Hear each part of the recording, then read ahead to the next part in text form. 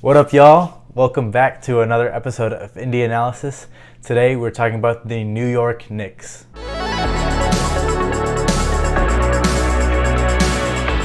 I'm your co-host, Alan J. Pandian, and we got interim co-host, Coach Kyle Curry. How you doing, Coach?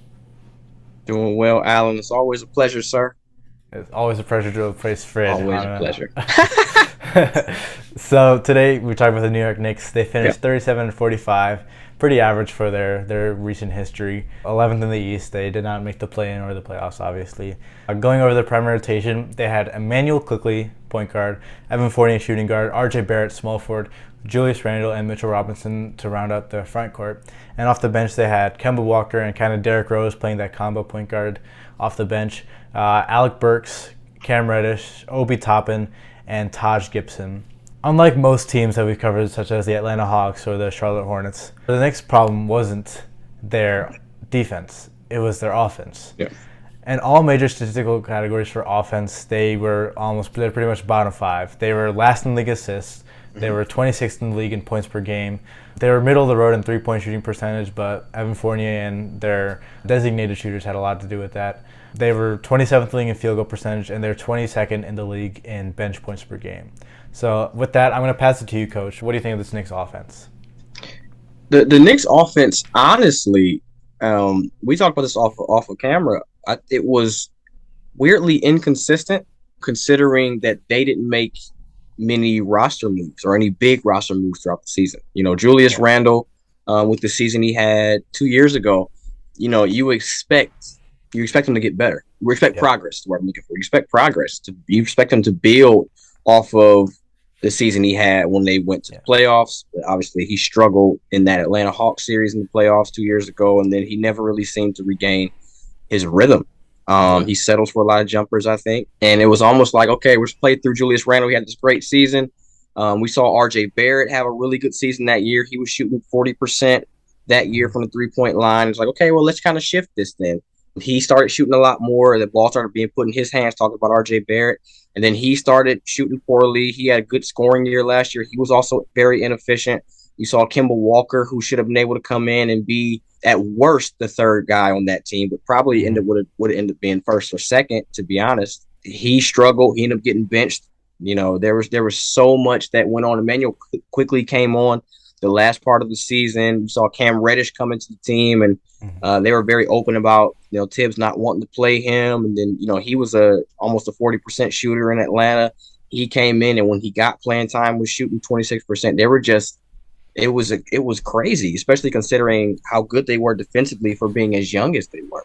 It's something that you don't really, in my mind, you wouldn't expect a young team like that to be to be as good defensively but struggle offensively. It's I don't know, it's strange. It's usually the opposite, yeah. Yeah. And I will say that they relied heavily on ISO plays after the offense broke down, maybe with like 14 seconds on the shot clock or half the shot clock left. They would just turn to Julius Randle or R.J. Barrett or another player like that to just ISO and try to create a bucket. Right. But Julius Randle, well, the ISO game usually works if you have a Kevin Durant or Kyrie or James Harden type of dude, right. And the Knicks don't have any of those guys. So No. So Julius Randle averaged 20 points a game on 40% shooting for his position. That's like really bad, and in the NBA that's still really bad for a 20-point per game score. R.J. Barrett's efficiency dropped as well, so you can just see that the effects of ISO ball and the lack of play design and play creativity was really in effect with their poor offense per se. Moving on to their defense, like Coach said, for such a young team, was actually really good, anchored by what I'd say Walmart Rudy Gobert and Mitchell Robinson. He's a long athletic player. Kind of reminds me of Rudy Gobert, just not as dominant, I think. But their team with Cam Reddish, R.J. Barrett, those players like that, they could cover a lot of ground. They're very long and athletic. So it kind of makes sense that they're not a terrible team. And you have Tom Thibodeau, who is a defensive-centric coach who definitely puts his player positions to succeed on the defensive end. Absolutely.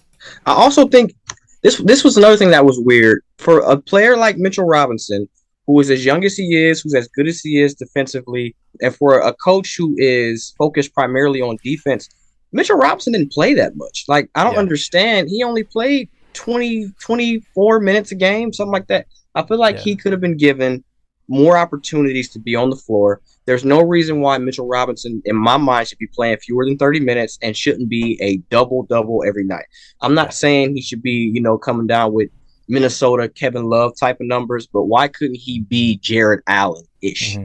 in that Yeah. regard? Why couldn't he average, 12 and 12? Why couldn't he Hmm. average 15 and 10? Something like that. Like it Yeah. doesn't make sense to me.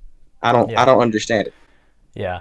And we'll get to that with coaches, a new segment we made up. But really quick before we get to that segment, I wanted to talk about the Knicks management, and Yeah. this has been like the kind of problem with New York for the past I don't know how many years. They with either it's bad contracts or bad trades or whatever it is. It's always I feel like a problem with the management. And this roster on paper it doesn't even look that bad. It's just something didn't click, and that's why I wanted to pass it back to Coach for his new segment, Coaches, where we talk about prospect coaches for this team. All right. So Tom Thibodeau is a very good coach. We've seen what he's done with other teams. We saw what he did specifically. When you think of Tom Thibodeau, you're probably going to think of the Chicago Bulls, that team with Derrick Rose, Luol Deng, Joakim Noah back Mm-hmm. in those guys, their primes. Yeah, Before Derrick Rose got injured, that was a team that folks just knew at some point was going to be running the league. Who knows if not for the Heatles those couple of years, they might have gotten the championship. mm-hmm. Obviously Derrick Rose's injury changed the course of his career in that team. But Tom Thibodeau doesn't seem to want to let that go. Yeah, We've seen him coach in Chicago, and then all of a sudden he was in Minnesota, and now he's in New York, and everywhere he's gone, he has tried to recreate that team, even to the extent that he has signed multiple players from mm-hmm. those teams, Yeah, and it just screams that he can't adapt, he can't let go, and that he's trying to recreate something that's no longer there. mm-hmm. We know about the infamous issues on that Minnesota team. Remember Jimmy Butler? People remember him going off on those players. Some of those players calling them soft and Mm-hmm. having those issues. Tom Thibodeau doesn't seem to be able to coach teams with young players. He would be very good, I think, with teams that are more closer to championship ready, teams that are full of veterans. I believe he was an assistant coach on that Boston team that won a championship. He could probably coach players like that, players that are used to being coached hard, who are used to working, who know their place, who know what they're doing in the league. But having Yeah, young players come in, we're talking about Cam Reddish. Cam Reddish shot 38, 39% for Atlanta and then got traded to New York and then didn't play, lost mm-hmm. minutes, and shot 26%. And I think that's part of that is the coaching. It wasn't a secret that he did not want to play Cam Reddish, and Cam Reddish played like the coach that he was playing for didn't want to play him. Mm-hmm. We know he infamously benched Kimball Walker. Kimball Walker is a very good player. I've never seen in the league that you would just bench a player like that, pull him out of rotation, making that much Yeah, money. A player who's that talented in that type of role. So there are a lot of decisions that Tibbs makes that just don't make sense to me. A coaching shift with the same roster could do wonders, even as well as they did on defense. So my picks, four of them. I'm not going to go too in depth today because I know I'm talking a lot. Mark Jackson, we saw what he did with Golden State several years ago. Steve Kerr gets a lot of that credit, and he absolutely deserves that credit. But Mark Jackson was the coach that put them on the map. We know he's good with developing players. We know he put them in situations to be successful because New York does have a lot of offensive talent. I think Mark Jackson would be able to handle the locker room. The development and the locker room are two major things, especially for younger players, teams with younger players that are going to be really, really important in having a successful and consistent team. So we've seen this team be decent, but very inconsistent. The one thing about him is I don't know how he would do with the front office. We know the Knicks don't necessarily have a great front office. mm-hmm. They have a very infamous front office, and we know that Mark Jackson has had issues before with front offices. Frank Vogel, I think, is a good option. He could bring a similar defensive mindset and defensive focus to that team. Again, we saw what he did with the Lakers. We've seen what he did with Indiana. And I think that Frank Vogel on a team who has shown they can play defense and have a defensive identity and have their kind of be at the forefront of what they're doing on the floor, he could work wonders with that team. Alvin Gentry is a very good coach. I think he's another coach that is able to coach young players. You need a clear direction with young players. You need to be able to speak to young players a specific type of way. Yeah, We saw Jim Bay. Obviously, we're Akron, Cleveland guys, and Jim Boeheim from Michigan. a Mhm. couple years ago. It didn't work out with the Cavs, but they said he came in, he was trying to coach like it was a college team. And Yeah. that to me describes Tom Thibodeau. He coaches the NBA players as if they are college kids. And that Mhm. doesn't seem to be working for a lot of those players. And I think Alvin Gentry has proven he can coach established players. He can coach younger players. He did a decent job at the end of the last season working with Sacramento. Obviously, he wasn't their long term guy, but he did a good job coaching them. He's had success in the league. He's coached superstars before, and I think he could do a Yeah. very good job here as well. Sam Cassell, I'm going to keep pushing Sam Cassell as a Mhm. coach the way I'm pushing Ben Simmons as a player. Sam Cassell, I think deserves a shot in the league to coach. Again, he's been, Doc Rivers' protege. He's been on benches coaching as an assistant coach since 2009. This is Yeah. about to be his 14th, 15th year as a coach.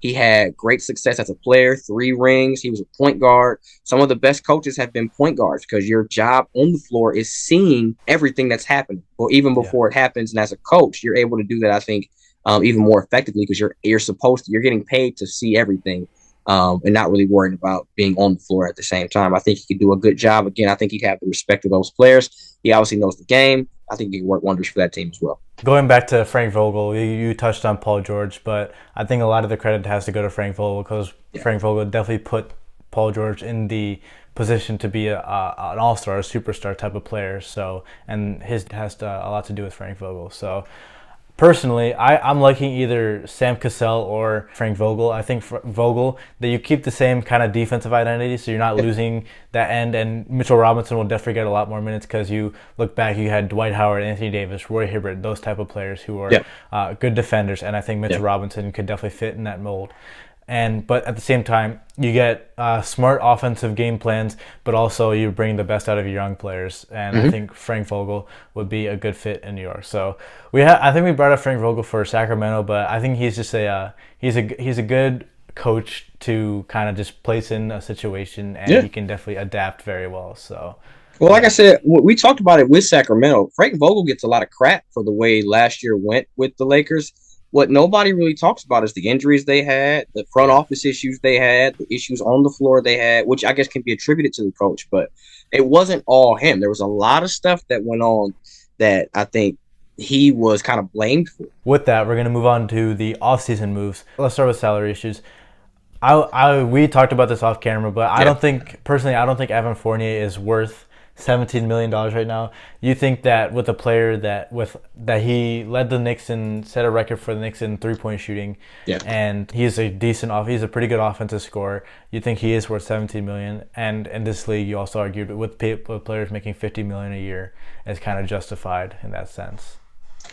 I think that players like him, you look at the context surrounding the team and how the team does, and you're saying, why is a team that's not even making the playoffs paying a player like this much money? Mm-hmm. He's been in the league 10 years. He shot dang near 40% last year. He was a double digit a game scorer, as like a third or fourth option. And again, yeah, like you said, he set the record. He broke the record for Knicks threes in a season.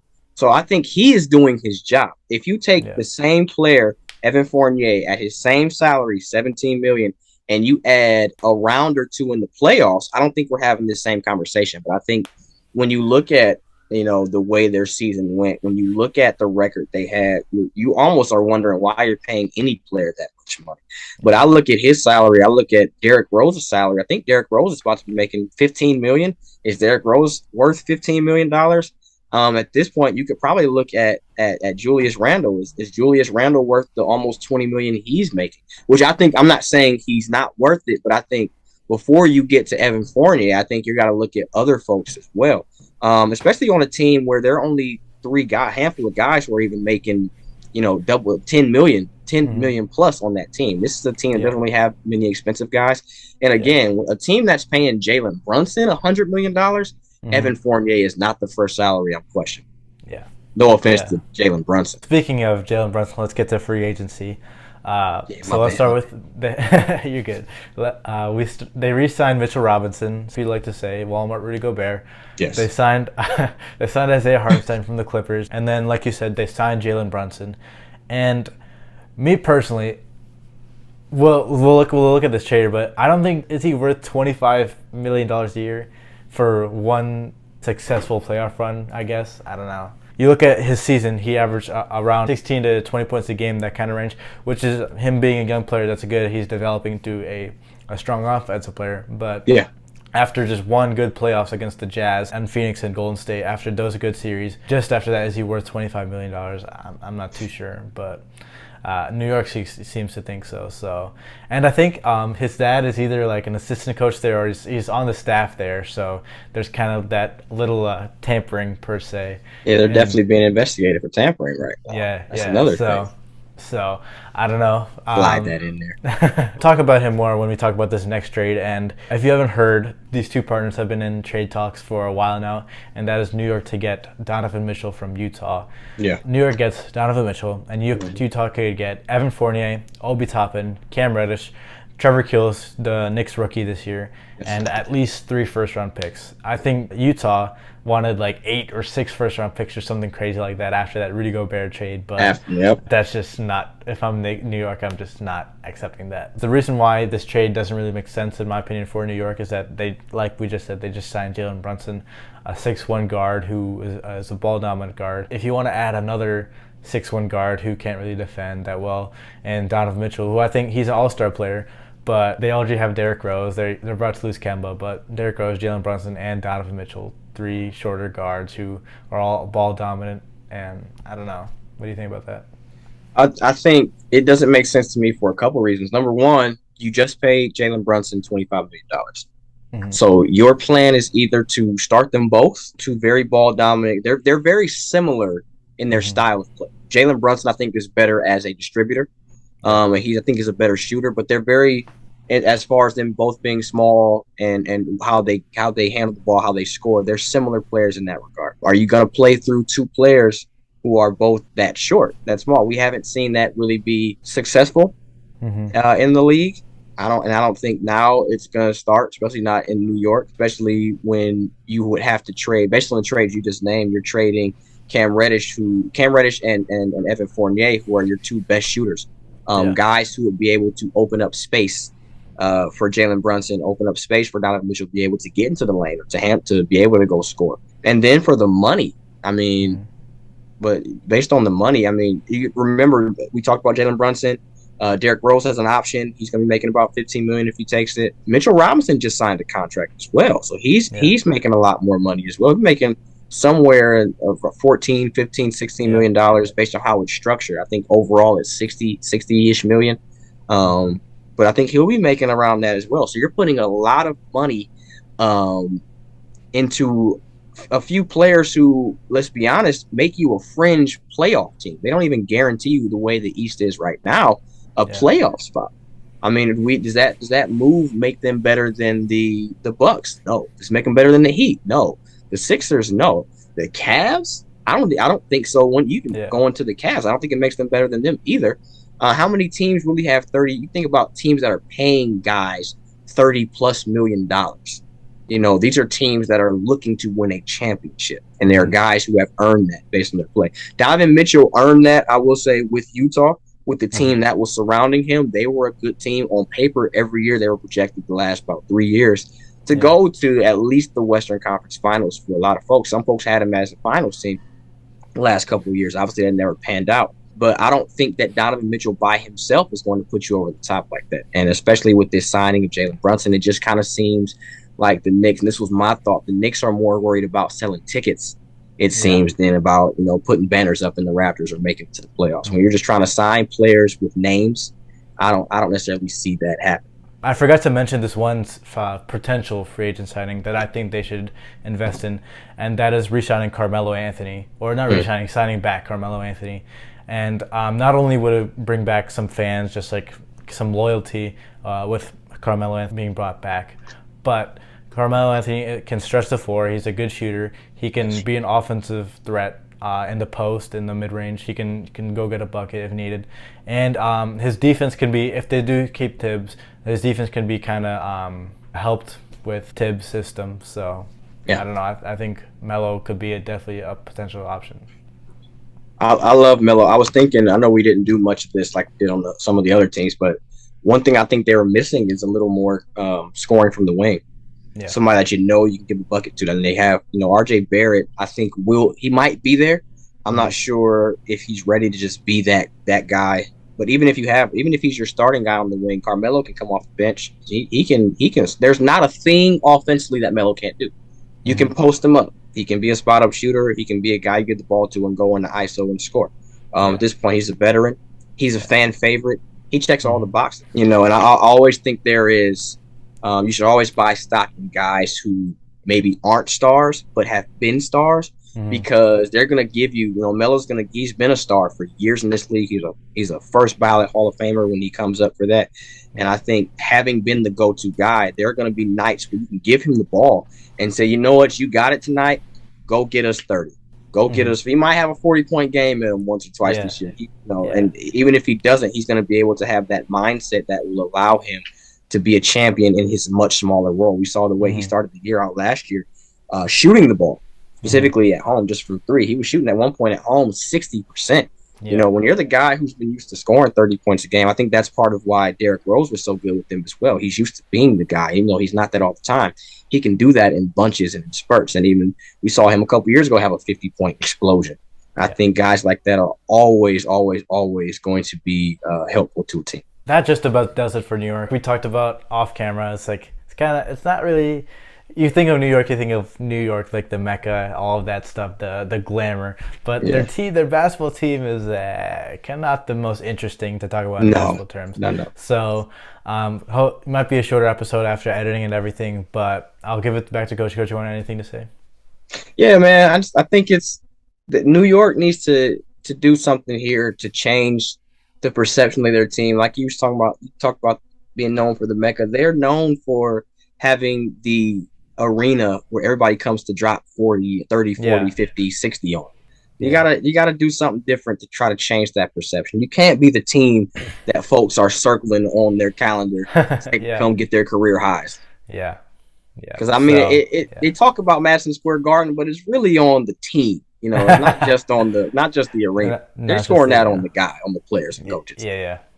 Go to Instagram, go and follow the Pick and Roll Podcast _ and you can go follow us through the links and the tags, and yeah, that's a wrap.